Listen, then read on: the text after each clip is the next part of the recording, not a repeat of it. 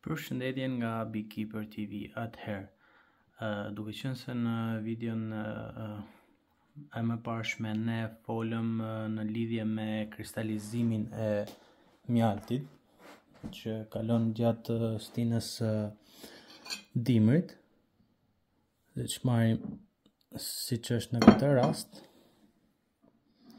mjalti sapo ka filluar të kristalizohet, ose më saktë të kalojmë procesin e kristalizimit. Sot së bashku do flasim për një problematikë që ne gjejmë vazhdimisht tek mjalti, sidomos tek lloji i mjaltit të mares. Siç e shihni, unë kam marrë 2 kavanoza të cilat janë gati pothuajse në fund. Ky është mjalt lulesh i sezonit të verës, domethënë i prodhuar në muajin gusht, nga fillimi i gushtit ose fundi i korrikut, si mund t'ja themi, sepse ne atëherë i vjelim bletët. Ndërsa ky është mjalti i mares që prodhohet në fundin e dhjetorit ose në fillimin e janarit, varet nga periudha kur çel lulja e mares. Edhe siç e vinin re, domethënë mjalti mares ka ngjyrë tjetër se mjalti i lules.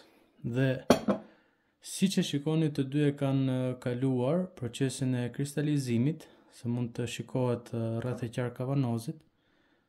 Edhe në këtë rast, domethënë, mjalti i lules e ka kaluar procesin e kristalizimit dhe është akoma në gjendje jo likuide, sepse në moment që mjalti kalon procesin e kristalizimit, gjendja likuide është shumë e vështirë dhe e rrallë që të kthehet përsëri tek mjalti. Ndërsa po të shohim në këtë mjaltin e mares, këtu na ka ndodhur një problematikë që vazhdimisht, ose më saktë çdo vit, mund të na ndodhi 1 ose 2 kavanoza të na kufohen, i themi ne, si bletërica, ose të shkumohen ose të prishen. Edhe kemi dalë në rezultatin se pse na ndodh kjo gjë. Atëherë, siç e dim, domethënë që mjalti i mares prodhohet në fund të dhjetorit dhe është stina më e lagështe, ose më saktë më me shumë rreshje gjatë çeljes së lules, kështu që edhe mjalti ka një përqindje jashtëzakonisht shumë të lartë lagështie. Por gjithashtu më e rëndësishme është dhe ambienti ku ambalazhohet dhe ambienti ku si të them, mbahet kjo monster ose ky lloj mjalti. Atëherë, siç e shohim, kjo është duhet të jetë gjendja kur mjalti është jo i kristalizuar, ndërsa po të shohim,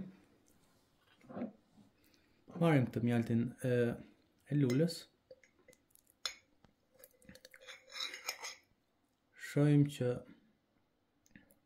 mjalti është në gjendje të kristalizuar, edhe mund të konsumohet ky lloj mjalti, pasi ky lloj mjalti nuk është prishur ose shkumuar, ose si të them. Domethënë mund të konsumohet nga çdo konsumator. Gjithsesi unë pa hak të pjesën këtu. Yes. Ndërsa po të marrim tani dhe të shohim mjaltin, po të shikoni, më lejoni që t'ju afroj, po të shikoni si është për mjalti. Domethënë, shikoni dhe pjesën e shkumës, se si është shkumuar. Kjo është shkumë. Domethënë, ky lloj mjalti është prishur, domethënë në gjuhën standarde, le të themi, është, domethënë, nuk konsumohet në këtë gjendje që është. Atëherë, arsyeja pse ky mjalt ka ardhur në këtë gjendje është sepse si shtam, mjalti mares ka shumë lagështi dhe gjatë vjeljes mjalti duhet të kaloj domethënë disa faza ambalazhimi, që do thot mjalti kur vilet duhet të mbahet në kova që ambalazhohet si fillim, duhet mbahet atje edhe të mbahet në temperatura, domethënë mbi 18 gradë ose 20 gradë, domethënë që mjalti t'i ikin lagështia që ka vetë gjatë përpunimit që ka bë bleta.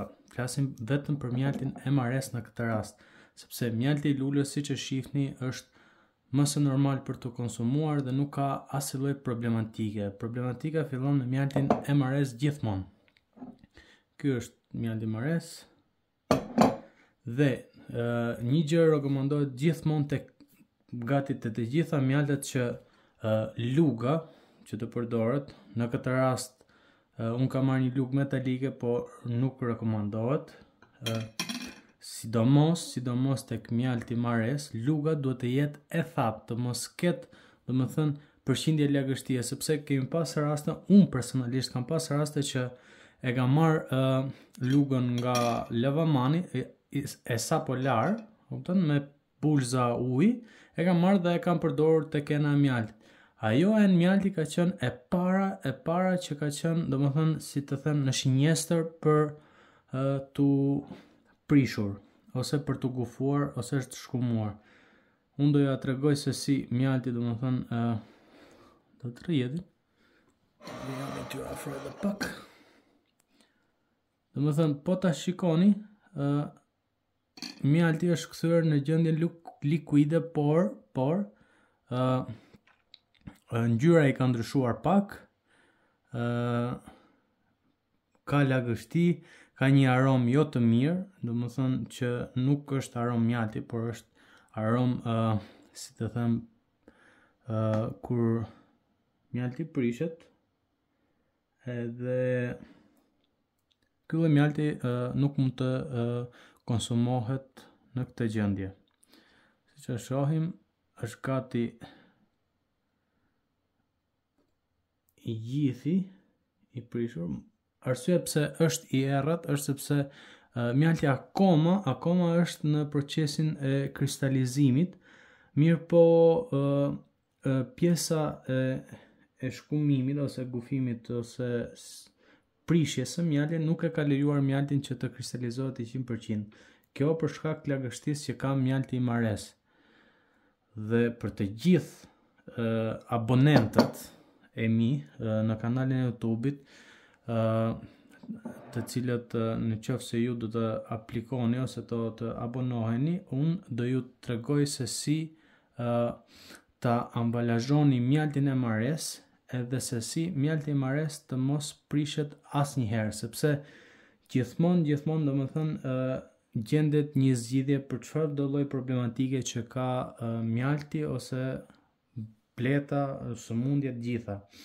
Por në këtë rast, domethënë, nëse ne duam që mos ta hedhim këtë lloj mjalti, sepse normal ka kosto, si çdo mjalt tjetër, ne mund të bëjmë vetëm dhe një gjë tjetër për ta kthyer në gjendje konsumi. Por po cilësoj që në momentin që bëhet kjo lloj prove ose ky lloj eksperimenti, mjalti do të humbasin gati 80% të vlerave ushqimore të tij, që do të thotë si do ta kthejmë ne këtë në pjesë konsumi ose në mall konsumi. Nëse do ta marrim të provën dhe vendosim në një enë e cila ena do të jetë e futur mbi ujë të ngrohtë dhe do ta vendosim mbi një provë zjarri, mjalti për diku nga 9 deri në 15 minuta, mjalti do kthehet në gjendjen e tij fillestare, domethënë siç ka qenë prodhuar nga bleta, domethënë pak a shumë si ky lloj do kthehet, por por theksoj që do ketë humbur të gjitha vlerat e tij ushqimore. Do ju them diçka që do ju ngjasojnë si abstrakt. Atëherë, mjalti, gjithsesi komentoni nëse jam gabim apo jo.